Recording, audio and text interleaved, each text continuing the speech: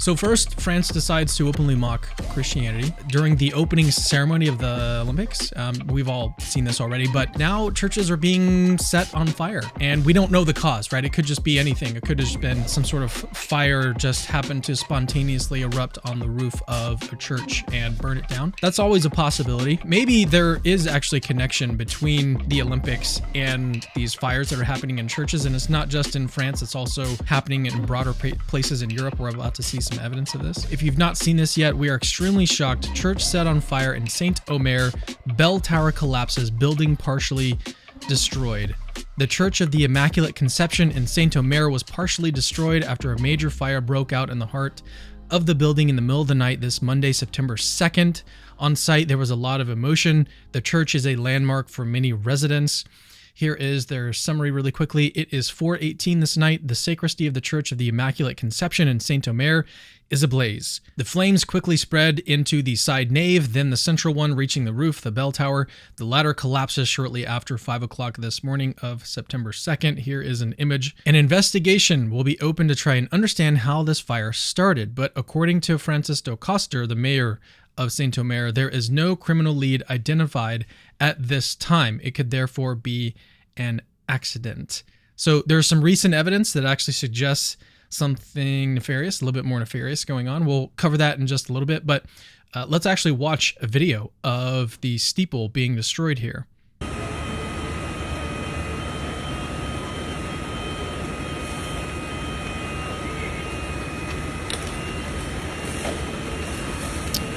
Looks kind of eerily similar to Notre Dame. If you guys remember, this was back in 2020, I believe. Or no, 2019.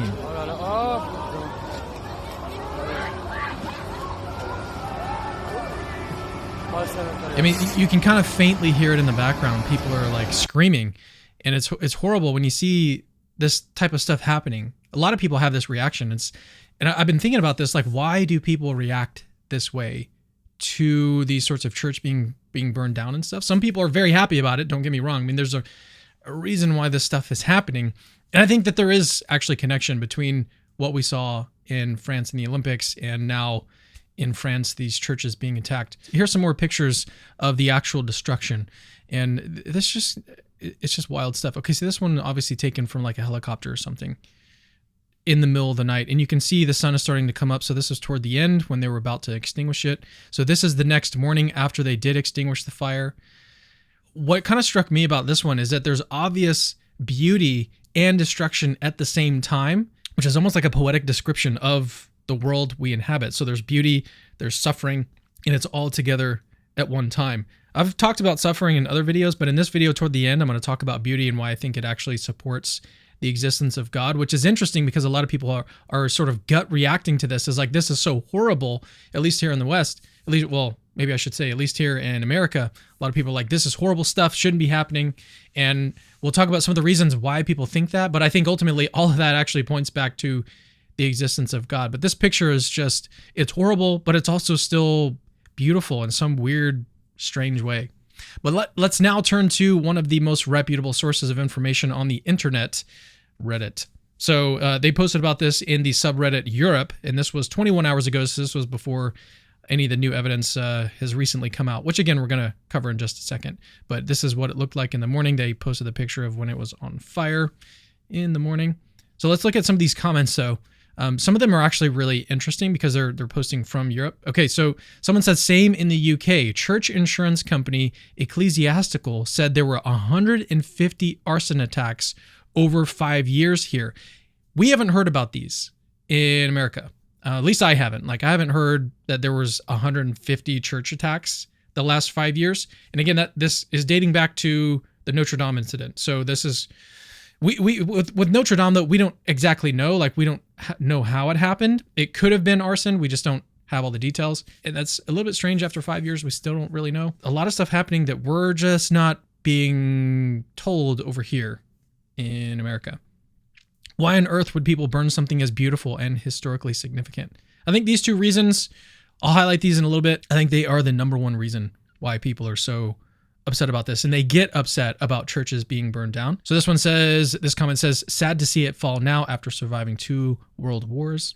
Yeah, that is interesting that it is falling now as opposed to back when more serious things were actually happening.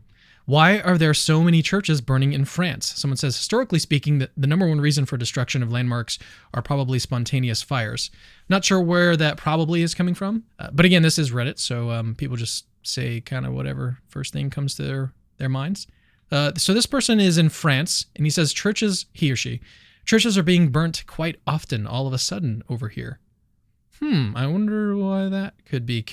Could there be some connection between the sentiments that we saw at the Olympic ceremony and what's going on here with the burning of churches and arson and all that? Maybe there's some sort of connection. Maybe not. Maybe it's all just coincidence. Do you think it was intentionally burnt? As far as I know, Notre Dame, Paris, and Rouen were accidents, weren't they? French has a slew of arson attacks on churches. Yeah, but is there evidence that this one was an arson attack? And then this genius, a lack of evidence certainly won't get in the way of people eager to spin a certain narrative. Same thing goes the other way. Like, people don't want to believe it because then that would actually mean that people are attacking Christianity. And we're about to see some evidence that something is going on here. But someone actually mentioned in the comments that there are other fires in like Ireland. So this one was posted in the Irish Post. An arson attack on a church in Coatrim, I'm not sure how to pronounce that, has caused significant damage to the building in the adjoining church hall. This is horrible destruction. And in this case, we actually know that it is arson. We would like to thank the public for their patience while we deal with the incident. The fire service believes the fire was started deliberately. The cause of the fire is believed to have been deliberate ignition. It is thought that the bins were set alight and the fire had spread to the nearby building. Why are people doing this? Why are people setting churches on fire? Seems so ridiculous to me. Like, that's what you want to spend your time doing. Even if you don't think that God exists and you're like, this is the smart thing to do, is to go set a church on fire. I don't understand. Okay, so let's now turn to, this is another French website, Le Monde, and I've translated it into English. Man detained after church fire in northern France. The suspect has been known to authorities for similar acts in the past. Similar acts meaning like setting other churches on fire. And again, I wonder like what the sentiment, like how do people start to think that this is a good idea? Could it be they see Christianity being openly mocked and think that this is a good thing to do, a good time to start doing stuff like this? The prosecutor's office said that a suspect had been taken into custody on Monday evening. The man, who was born in 1985, has been known to authorities for similar acts in the past, Saint-Omer prosecutor said on Tuesday. The man, who had been living in a hostel before the incident, was being interviewed on Tuesday morning. The investigation pointed to traces of forced entry into the church where a stained glass window had been broken. The prosecutor was considering a criminal charge of destruction of property by dangerous means because of the religious nature of the property. The church, which features neo-Gothic furnishings, was unveiled in 1859. It was restored and reopened in 2018. So nearly 200 years old, which the historical significance of a nearly 200-year-old church is important, but that's not really the reason why people should be upset about this or why people are necessarily upset about this.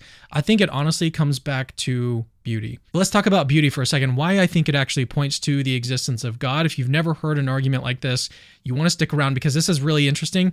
And I think it actually could provide you a reason to think that God exists. So again, one of the reasons why we think that these things are bad is because these churches are actually beautiful. And even if you think that they're subjectively beautiful, I think that that actually points to God too. So we'll get to that in just a second. I'm an objectivist about beauty. I think that beauty is objective. I think that we can look out in the world and recognize things that are objectively beautiful, despite what people might say about them, despite how there might be disagreements about beauty. I think some things are clearly beautiful objectively. And what is the explanation for that? Why are there objectively beautiful things in the world?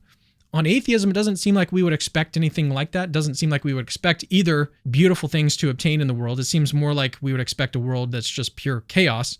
But then on the other hand, why would we expect there to be people who can recognize beauty? And that's why I said that subjective beauty might actually still point to the existence of God. If we were to just roll the dice and get some sort of universe popped out, it would be a universe described completely in terms of chaos. There would be no rhyme or reason. There would be no order. There'd be no possibility of beings that could then thrive and grow and evolve and recognize when something is beautiful and have these sorts of subjective conscious experiences of beauty. Seems very, very unlikely on atheism. If, on the other hand, God exists, all of it actually makes a whole lot of sense. First of all, we're made in the image of a creator who is himself the source of beauty. And so our capacity to experience and appreciate beauty would just simply reflect this divine connection between us as created and God as creator. So therefore, the beauty that we experience when we look at these beautiful Catholic churches, it's not just like some pleasing to the eye type, nice, pleasant experience. It's actually like a bridge to God. If God exists, it just makes so much sense that he would create a world filled with beautiful things. And then on top of that, a world where we as conscious beings can appreciate and participate in that beauty. And then on top of that, beauty is often associated with truth and goodness, qualities that are actually traditionally attributed to God. So a world without beauty, like one where beauty is sort of like merely a byproduct or like an accident, or maybe it just doesn't even exist at all, would actually be less fitting of a universe created by a good and loving God, who is the source of truth and goodness and beauty himself. So where does all of this leave us? I think that our experiences of beautiful things, like in Catholic churches, we're using this as an example, it's more than just like something that's pleasing to the eye. It actually points us to the existence of God. And in a godless universe, I think this beauty would actually be a sort of inexplicable anomaly, something that doesn't necessarily or really align with the chaos that atheism actually predicts. But with God, beauty makes perfect sense and is a reflection of the divine, guiding us toward something greater than ourselves. Moreover, I think that when we lose churches and arsons or in destructions or whatever else it could be, it's not that we're not just losing like some beautiful building. It seems to me like it's a much deeper type of loss. It severs a connection to something that is transcendent. And that's why people get so upset about this stuff. These churches aren't just like architectural structures. They're actually spaces where beauty pulls us into a contemplation of the divine. And when that beauty is destroyed, it actually forces us to confront the fact that beauty is more than just something that we look at and enjoy. It's actually the window into the meaning and purpose of life itself.